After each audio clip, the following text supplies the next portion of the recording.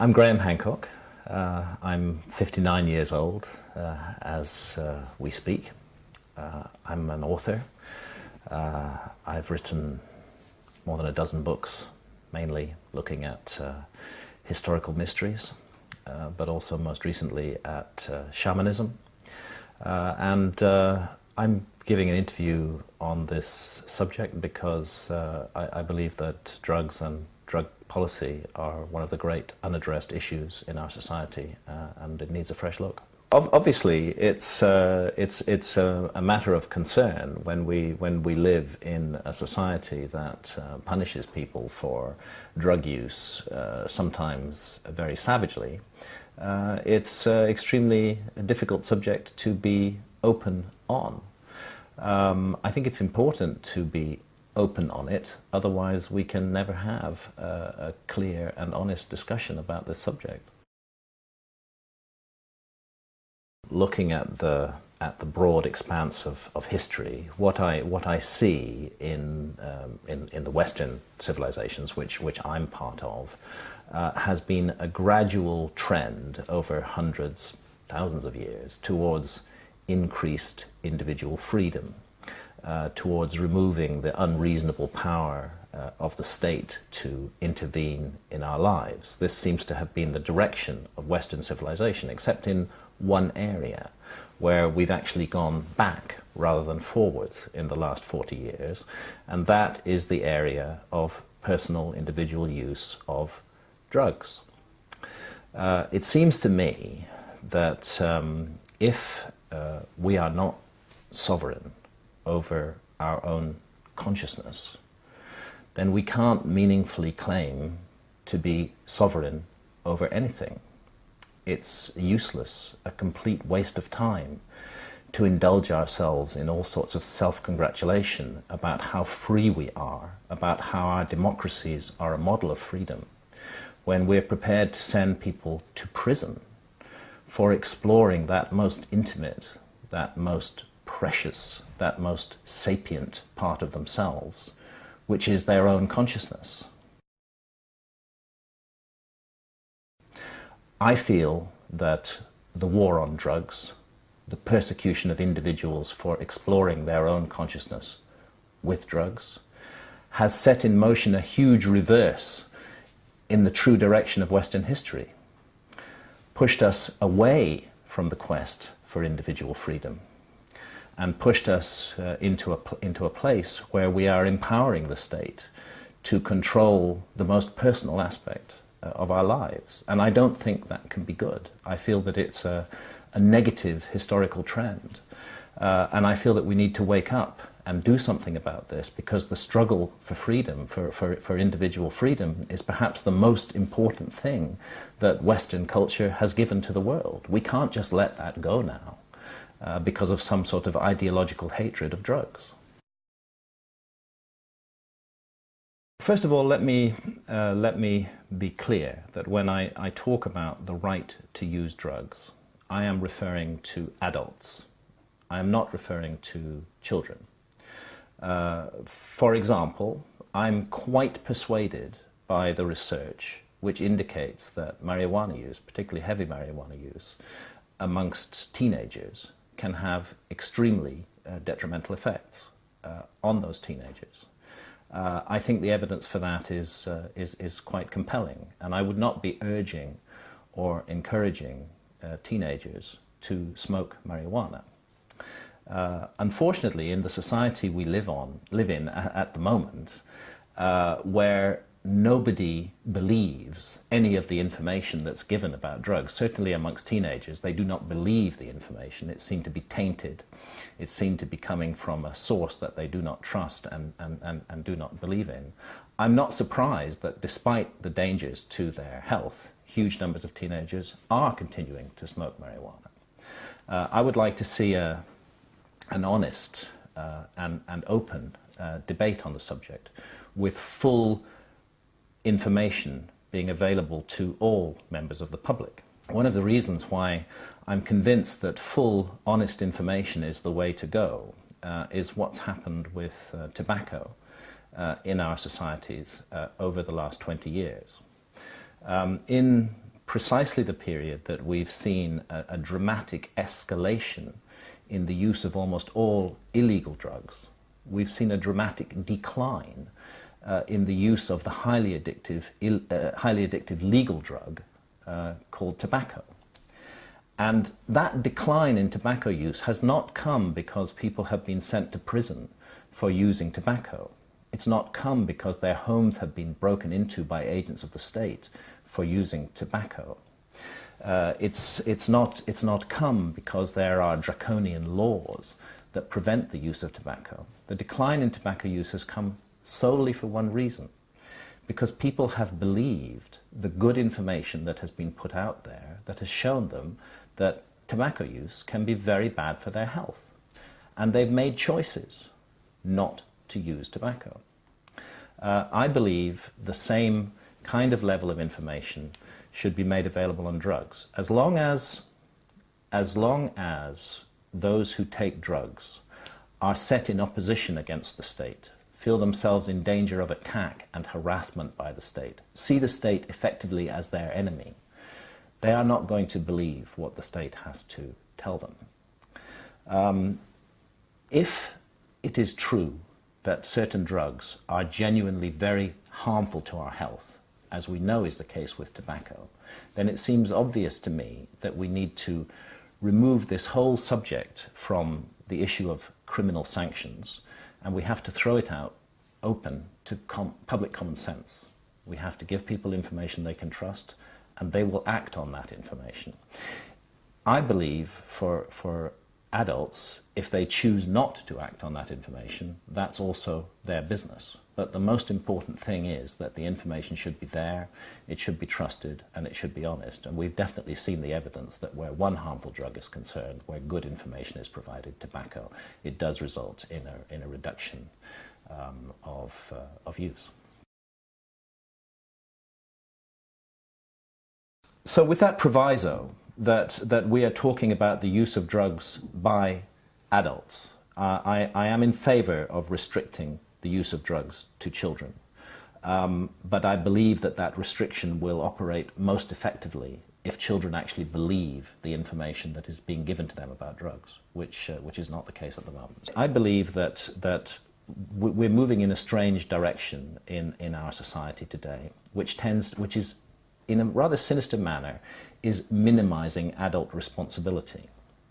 More and more we find that the state is stepping in and presenting itself as taking responsibility for decisions that we as adults should really be making for ourselves. And one of those decisions is the decision as an adult, as a responsible adult, whether to use drugs or not. Now, I would guess, I don't have the surveys or the studies to prove this, but I would guess that even in a regime where all drugs were completely legal, I would suspect that the vast majority of adults probably would not partake of them. I think that would be their choice, and I respect that choice. I think we are talking about a minority interest here. However, such statistics as are available do show that it's a substantial minority interest, certainly of the order of millions of people in Britain and tens of millions of people in the United States, who are, as adults, interested in exploring their own consciousness with drugs. Now, the way that the drug issue has been cast in our society up till now, it's been cast, particularly by the media and by politicians, as a totally frivolous, worthless, lightweight, recreational pursuit. I personally don't view the subject that way. If we use words like freedom, we have to use them in their full meaning. And where adults are concerned, if we want to imagine that we are free, we have to imagine a society in which we are free to use drugs, even if those drugs may be harmful to us. That has to be our choice. After all, our society already accepts the principle that individuals may do things that are harmful to themselves. Well, it's clear from the fact that we tolerate and keep completely legal the use of alcohol and tobacco, both of which are known major health risks, far more so than most illegal drugs. But it's not only that. We put young men into the army. When they join the army, they're taking a job that may put their lives at risk. People go skiing. People go bungee jumping. People jump out of airplanes for the excitement of so doing. Let's not pretend that that's completely free of danger. There is risk in that adventure that the person has. And I would say, I've never done it myself, but when somebody jumps out of an airplane, I would imagine it has an extraordinary effect on their consciousness. It must be a tremendous feeling. Why else would so many people do it? They must get something special out of it. And they've decided as adults that getting that special thing is worth the risk of jumping out of that plane. I'm not going to go to them and say, look, I know that this is a really special experience for you, but it's a bit dangerous, so I'm sorry, you're not allowed to do it. And actually, if I catch you doing it, I'm going to send you to prison. Now, I know that some drugs are much more dangerous and risky than others. I know, for example, that tobacco and alcohol are extremely dangerous and risky drugs. Personally, I do not use and have never used heroin or cocaine. I have no idea what the cocaine experience is like. Other people have told me about it, and what they've told me makes me feel this isn't for me. This is not my drug. From what I don't mean to put down people who use cocaine. That's their business. But for me, it sounds like a short, noisy, busy, meaningless exchange. I don't see any depth in it, and I actually don't feel. That's also part of my freedom as an adult, is the freedom not to consume certain drugs. And what I've heard from people I trust about cocaine tells me that that is not for me. You know, I haven't broken my finger either, but when somebody who has broken their finger tells me that it hurts, I believe them. I don't need to break my finger in order to learn that experience, and that's why I'm not at all attracted to cocaine. I'm not attracted to heroin either, or any powerfully addictive drug, because I feel that if I become absolutely habituated and addicted with a substance, then again I'm actually losing control of my personal sovereignty. I have worked with the visionary shamanic plants, for example ayahuasca, which is actually a mixture of two different plants that are found in the Amazon jungle. There's archaeological evidence of the use of ayahuasca, which means the vine of souls, going back more than 3,000 years in the Amazon. It's a powerful, visionary, hallucinogenic brew in which the active ingredient is DMT, dimethyltryptamine, which in the United States is a Schedule I illegal drug, and in Britain is a Class A illegal drug, possession of which can send you to prison for a very long time. Fortunately, throughout South America, in all the countries surrounding the Amazon basin, and increasingly in other countries throughout the world, the use of ayahuasca for religious purposes is being recognized. And in fact, the use of ayahuasca in all the countries bordering the Amazon basin is not illegal. It's totally legal, and its use is actually protected under laws of religious freedom. I applaud this as the way forward on this particular debate. And I have found ayahuasca, which I have drunk more than 30 times over the last several years, I have found it to be an enormously helpful influence in my life. And I would not like to think of a situation where I could never have approached ayahuasca or learnt the lessons that ayahuasca has taught me. I believe that my life would be narrower, meaner, and less full of meaning if I had not had those experiences. An ayahuasca journey is a complex and difficult process. First off, there's the physical effects.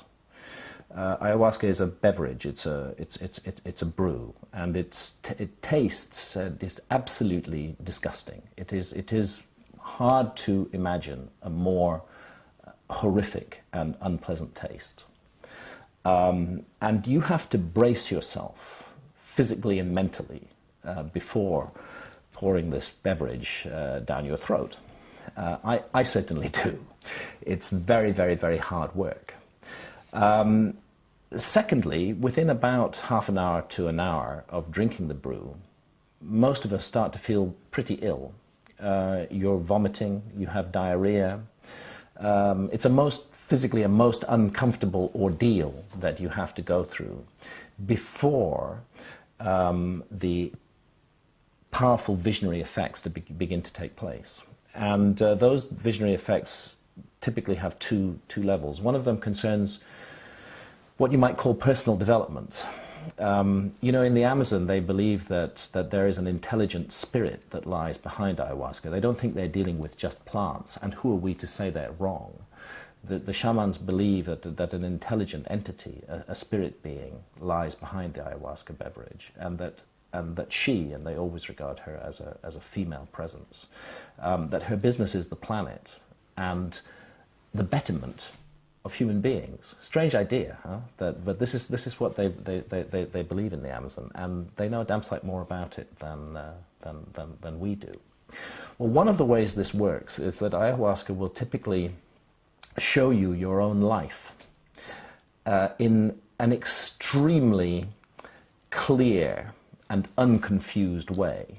You know, normally we protect our own behavior with all sorts of little personal explanations and reasons for why we behave in the way that we do. Ayahuasca will show you absolutely clearly and honestly really why you behaved in the way that you did.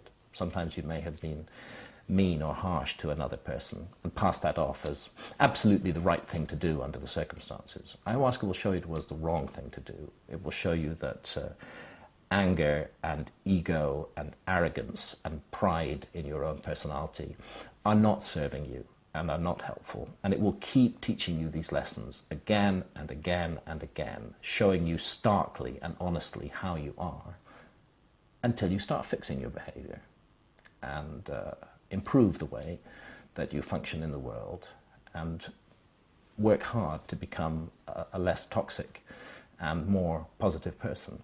Ayahuasca's done this for me, and it's done it for countless other people who I know. It's a mystery, but there it is. It puts you through that psychological process where you actually start examining your own life and asking questions about the way you behave. The second thing that ayahuasca does is take you on a journey into parallel realms. Now, of course, many scientists would say this is just brain candy. This is just an illusion of your own brain, disturbed brain chemistry.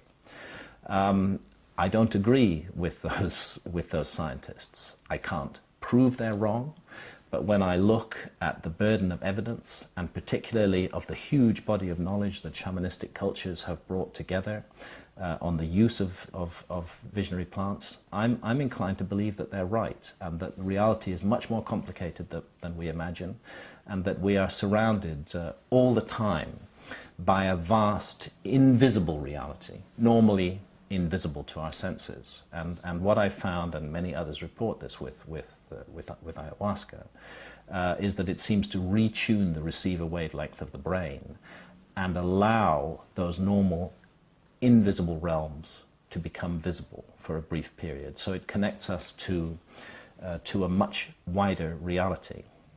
This can be deeply disturbing, but also incredibly nourishing, to realize that we are not just this finite little dot, that we're part of a much huger and wider and awe-inspiring reality. And the third thing that happens with ayahuasca, and it's very curious, is that if you have some aspect of your life that's creative, could be writing poetry, could be painting, ayahuasca again and again will enhance that. All over the world now, we're seeing incredible visionary art produced by people who've been inspired by ayahuasca. Now, this is not news to the shamans in the Amazon, because they create incredible visionary art and have done for thousands of years, documenting their ayahuasca journeys. But it's happening in the West now. I'm thinking of people like Alex Gray, Bob Vinosa, Martina Hoffman, who have brought into being incredible works of art inspired by their ayahuasca experiences. It seems to enhance certain aspects of human creativity. All of these things are available to us should we choose to drink ayahuasca. We do not have to drink ayahuasca. It's a personal choice. I would like to live in a society where that personal choice can be made free of fear, free of ideology, free of propaganda, simply a decision that an adult makes about his or her own life. I'm not claiming that I'm a better person because of ayahuasca, but what I am saying is I'm trying to be a better person because of ayahuasca. It's showed me serious faults in my personality. I regard them as serious, which need to be fixed. And life is a journey, and I'm 59 years old, and I only have, so much longer on this planet. With the time I have left, I would like to do it right rather than do it wrong. And I'm grateful to ayahuasca for showing me where I've been doing things wrong. It's very hard to change deeply ingrained old habits, but I am trying, and I shall continue to try while I'm on this planet. In terms of my creativity, ayahuasca has really done something quite extraordinary for me. For my whole working life, I have been a non-fiction writer. My background is in journalism, in mainstream journalism. My last journalistic job was as the East Africa correspondent for The Economist, based in Nairobi in Kenya, back in the early 80s. I was very much involved in current affairs, in facts, in information.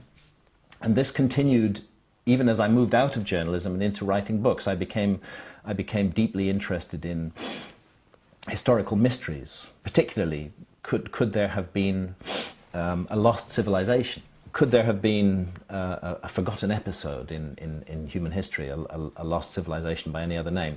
This was a mystery that intrigued me, and really from the late 1980s through until the early 2000s, I was focused totally on very detailed explorations of historical mysteries, and in everything that's involved in writing a thorough non-fiction book, including 1,000 footnotes and really documenting and explaining my sources in every case, bulletproofing every argument against critics. And this was normal to me. This is the way that I had been used to working for very, very, very, very many years. After encountering ayahuasca, something else happened.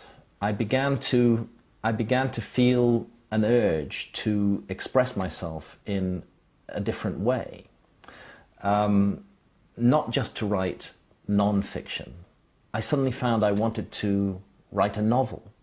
I wanted to create something out of whole cloth, and initially I wasn't sure what.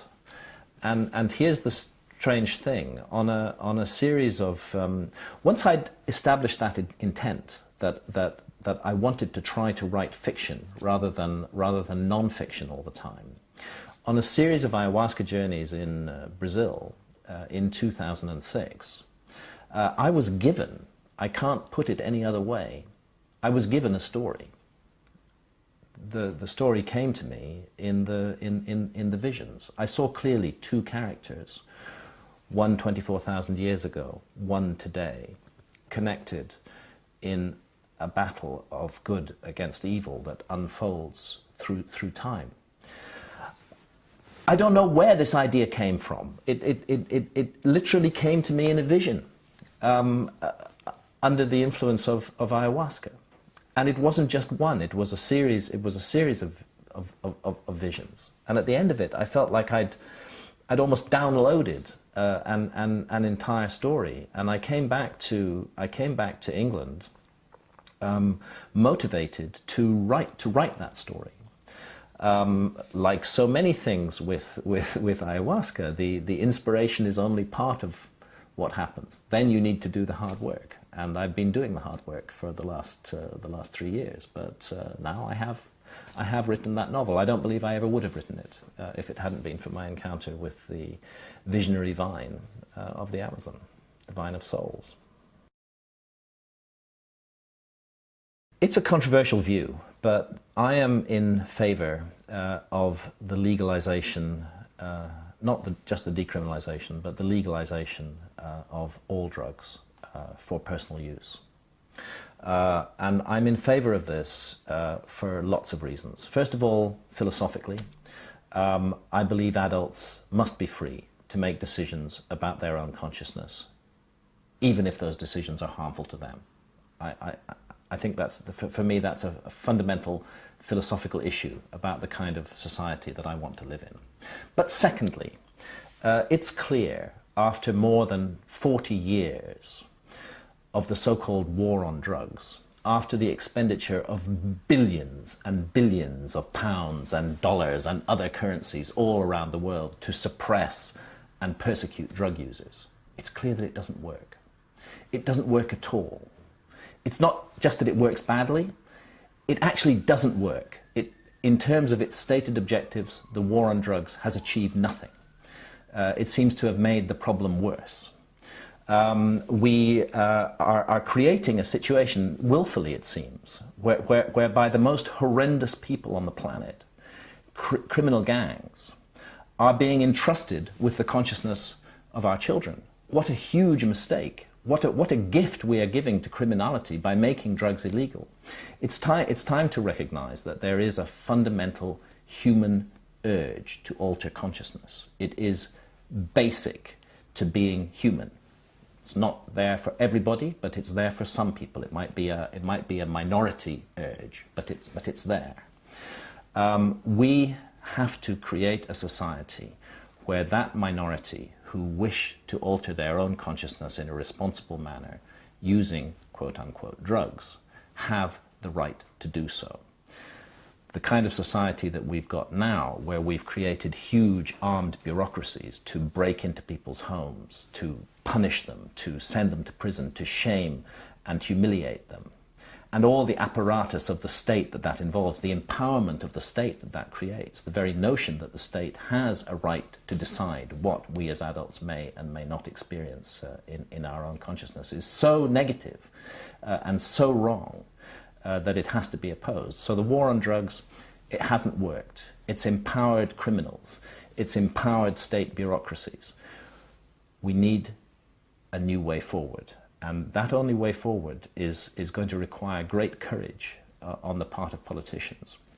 We have to remove this legal structure and make drugs legal, put the criminal gangs out of business, by all means tax drugs. I'm totally in favor of that, but at the end of the day, we have to leave adults free to make decisions about their own lives.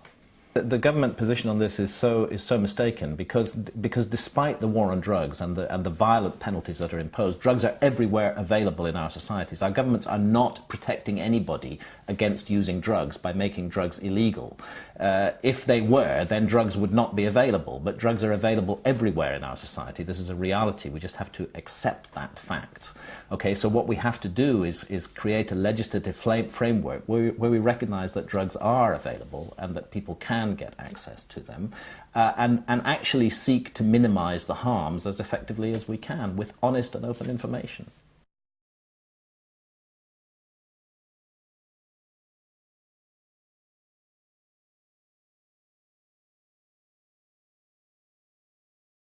Teenagers to smoke marijuana. Unfortunately, in the society we live in at the moment, where nobody believes any of the information that's given about drugs. Certainly amongst teenagers, they do not believe the information. It seemed to be tainted. It seemed to be coming from a source that they do not trust and do not believe in. I'm not surprised that despite the dangers to their health, huge numbers of teenagers are continuing to smoke marijuana.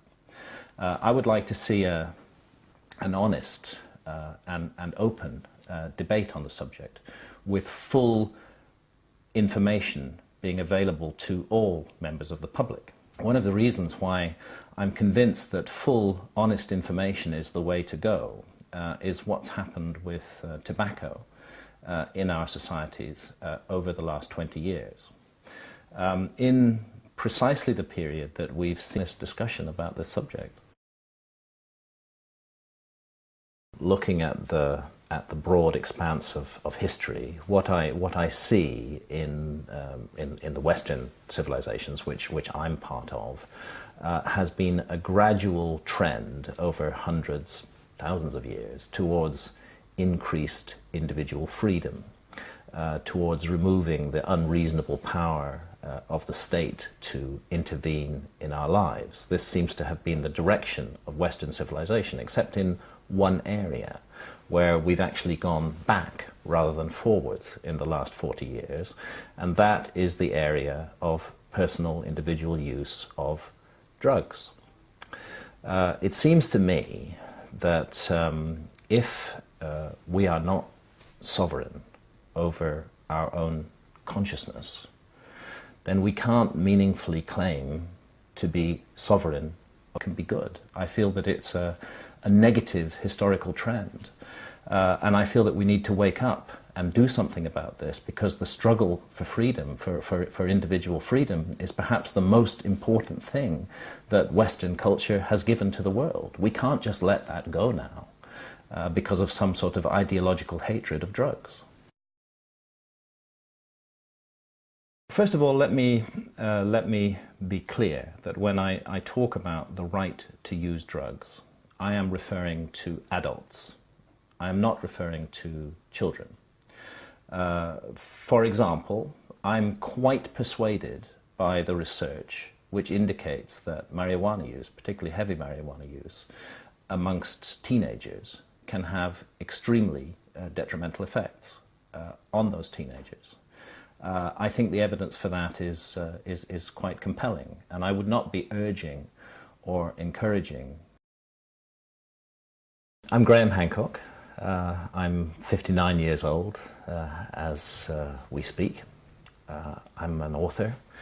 I've written more than a dozen books, mainly looking at historical mysteries, but also most recently at shamanism.